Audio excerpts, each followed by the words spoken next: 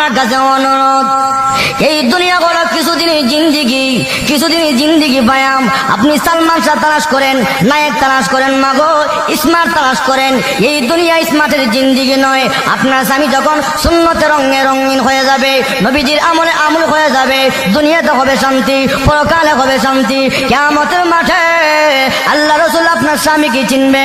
মায়ের সাথে কিয়ামতের মাঠে আপনার উম্মতের পরিচয় কি, আলামত কি? আল্লাহর নবী ডাক দে, আয়েশা রে, আমার উম্মত যদি দুনিয়াতে সুন্নত মানে, আমার উম্মত যদি দুনিয়াতে 5 ওয়াক্ত নামাজ পড়ে, উযু করে, তার প্রত্যেক অঙ্গ প্রত্যঙ্গের মধ্যে নূর চমকাবে। কিয়ামতের ময়দানে বিশ্ব নবী আমি চিনে চিনে দেখবো আমার উম্মত গুলো কপাল চানওয়ালা নূর চমকাচ্ছে চেহারার মধ্যে। আমি নবী দেখে দেখে চিনে চিনে আমার উম্মতকে নিয়ে আমি নবী জান্নাতে পৌঁছিয়া যাব। তাহলে উম্মতের সিনার আলামত হচ্ছে সুন্নত, ঠিক না ঠিক? এখন এই সুন্নত বাদ দিলে লাভ না লস? আরেকজন লাভ না লস? লস। মা বোনেরা, তুমি তোমার স্বামীরে উৎসাহিত করো দিনের প্রতি, তুমি সেই দিনের জন্য তাকে অবহেলা অলসতা করো, তাহলে তুমি কিন্তু কিয়ামতের ময়দানে দায়ী হইতে হবে। আল্লাহর কসম, বিশ্ব নবীর এই সুন্নতের সঙ্গে ঠাট্টা মস্কারি করলে তুমি কিয়ামতের ময়দানে আল্লাহর কাছে জবাবদিহি করতে হবে। যখন ঠিক না বেঠে কিছুচ্ছে আল্লাহর নবীকে প্রাধান্য দিতেন। যখন মারহাবা, কি প্রাধান্য? আল্লাহ নবী পত্র দিল, এক যুদ্ধে যেতে হবে, হুযায়ফার কাছে পত্র লিখেছে। যুদ্ধের মধ্যে তুমি প্রথম সেনাপতি, প্রথম আমির যেতে হবে। ওই পত্র পাওয়ার সঙ্গে সঙ্গে আল্লাহ নবী সাহাবী হুযায়ফা রাদিয়াল্লাহু তাআলা নাম, উনি যখন পত্র পাইলেন চুমা দিলেন, গাল লাগাইলেন, চোখ লাগাইলেন। হুযায়ফা রাদিয়াল্লাহু তাআলা আনহু এই অবস্থায় বিয়ের মজলিসের মধ্যে শুধু ইজাব কবুল করেছে। ইজাব কবুল করার সঙ্গে সঙ্গে হুযায়ফা রাদিয়াল্লাহু তাআলা আনহু মজলিস থেকে উঠে যায়। মজলিসের লোকেরা ডেকে ডেকে বলল, হুযায়ফা রে, তুমি কোথায় চলে যাচ্ছ? আমি চলে যাচ্ছি, বিশ্ব নবী, মায়ার নবী, রহমতের নবী আমাকে পত্র দিয়েছে, আমি আর বিলম্ব করতে পারি না। রে হুযায়ফা, নবীর সুন্নত হিসাবে বিবিকে দেখে যাও, স্ত্রীর দেখে যাও না, বিশ্ব নবীকে উনার সঙ্গে আমার বেয়াদবি হয়ে যাবে, অন্যায় হয়ে যাবে।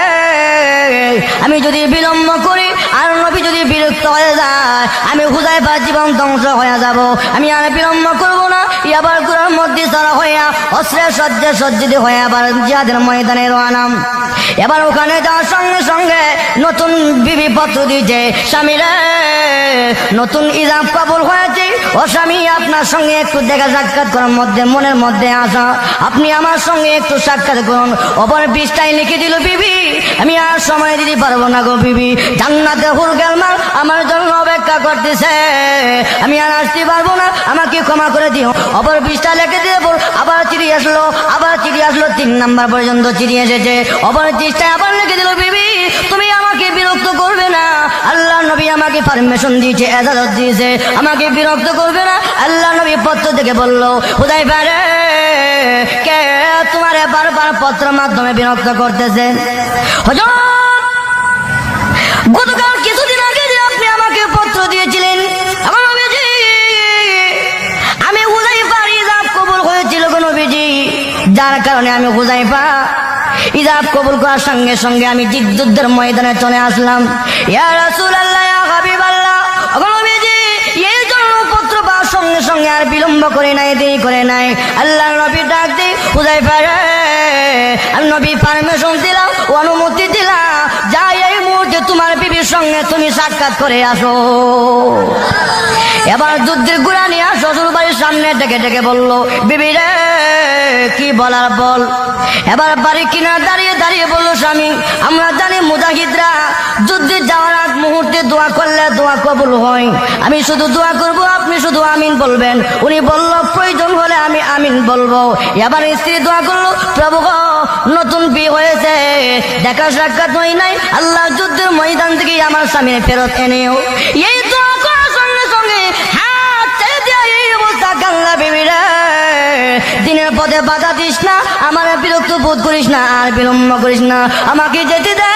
এই বিবি, কিয়ামতের মাঠে তোমার সঙ্গে আমার সাক্ষাৎ হবে। এই কথা বলে যুদ্ধের মধ্যে আল্লাহ নবী সাহাবী হুযায়ফা রাদিয়াল্লাহু তাআলা চলে গেল। উনি চলে যাওয়ার পর যুদ্ধ করতে করতে আল্লাহ রাস্তায় হাজির হইয়া যাও। কে পরিমাণ মহাব্বত ছিল আল্লাহ এবং আল্লাহ রাসূলের প্রতি, দিনের প্রতি, যেরকম ঠিক না বেঠে। এই জন্য ভাইরা আমার, ওই সাহাবা কেরাম আল্লাহ এবং আল্লাহ রাসূলকে মহাব্বত করার কারণে দাম কমছে না বাড়ছে? বাড়ছে। যাক বলতেছিলাম, এই জন্য সুর গুহায় আবু বকর সিদ্দিক রাদিয়াল্লাহু তাআলা নবীজিরে নিজের জীবনের চেয়ে বেশি মহাব্বত করছে। নবীর আমলে হয়েছে, ঠিক না বেঠে? এই আমলে হওয়ার কারণে এখন সেই গোত্রের ভেতরে 3 দিন 3 রাত অবস্থান করার পর আল্লাহ নবী এখান থেকে রওনা হবে মদিনার দিকে। এই অবস্থা একজন বেঈমান কাফির সুরাকা আল্লাহ নবীকে ফলো করে নবীজির পেছনে পেছনে আসতে আক্রমণ করবে। আল্লাহ নবী ডাক দি, প্রভু গো, জালিমের জুলুম থেকে ইবাদত করো। দোয়া করার সঙ্গে সঙ্গে ইয়ামার সুরাকা দেখাচ্ছি গুড়া নিয়ে নিচে ডাবতে শুরু করছে। সুবহানাল্লাহ। নিচে ডাবতেছি। সুরাকা বলো, ইয়া রাসূলুল্লাহ, আমি মাফ চাই, ক্ষমা চাই, হুজুর ভুল করছি। একবার দুইবার তৃতীয়বার পর্যন্ত আসতেছিল। শেষ পর্যন্ত কেউ বলে মুসলমান হয়েছে, কেউ বলে মুসলমান হন নাই, তবে নবীজিকে আর আক্রমণ করে নাই, চলে যায়। এই অবস্থা আল্লাহ নবী মদিনার দিকে যাচ্ছে। ইতিহাসের কিতাবে লেখছে যে সাহাবা কেরাম মদিনার লোকেরা রাসূলের আগমন উপলক্ষে এত আনন্দ উল্লাস জীবনে কোনোদিন এমন আনন্দ উল্লাস করে নাই। সুবহানাল্লাহ। প্রত্যেক দিন মদিনার বর্ডারে এসে সকলে দাঁড়িয়ে থাকে, কোন দিন বিশ্ব নবী আসবে, মদিনা ধন্য হবে। সুবহানাল্লাহ। আল্লাহ নবী মদিনার অবস্থান করার সঙ্গে সঙ্গে মদিনার ঘর থেকে হালুম্মা ইয়া রাসূলুল্লাহ, হালুম্মা ইয়া রাসূলুল্লাহ, ওগো নবীজি আমার ঘরে আসেন, আমার ঘরে আসেন। আল্লাহ নবী ডাক দেয়, এ মদিনার লোকেরা, আমি নবী কার ঘরে যাব? এক ঘরে গেলে অন্য ঘর মলিন হবে। এই জন্য তোমরা এক কাজ করো, আল্লাহ হুকুমে আমি যাব, তোমরা মন ঘাবড়াবে না। মদিনার ছেলে মেয়েরা এত আনন্দ উল্লাস। আল্লাহ নবীর মনে আঘাত ছিল। কি আঘাত? বিশ্ব নবীর জন্মস্থান ছেড়ে দিয়া, খানা কাবা ছেড়ে দিয়া আল্লাহ নবী মদিনা আসলো। মদিনার ছেলে মেয়েরা নবীজিকে দেখে এত আনন্দ উল্লাস। আল্লাহ নবী চোখের পানি ফেলে দিয়ে কান্দে, মদিনার ছেলেরা রে, মদিনার মেয়েরা, তোরা আমার জন্য আজকে পাগল। আমি নবী যখন মক্কার ঘরে ঘরে কালেমার দাওয়াত দিতাম, আমি নবীর পাথর দেওয়ার ডিল মারতো, আমি নবীর আঘাত করতো। মদিনার ছেলেরা না মক্কা বেঈমান কাফেরদের মতো নবীর সঙ্গে গাদ্দারি করে প্রতারণা করবে। সকলেই ডাক দিয়া, রাসূলুল্লাহ, না গো নবীজি, আমরা মক্কার ছেলে নয়, মদিনার ছেলে। আমরা ওয়াদা দিলাম গো, জীবনে কোনোদিন আপনি নবীর সঙ্গে আমরা কোনোদিন বেয়াদবি করব না।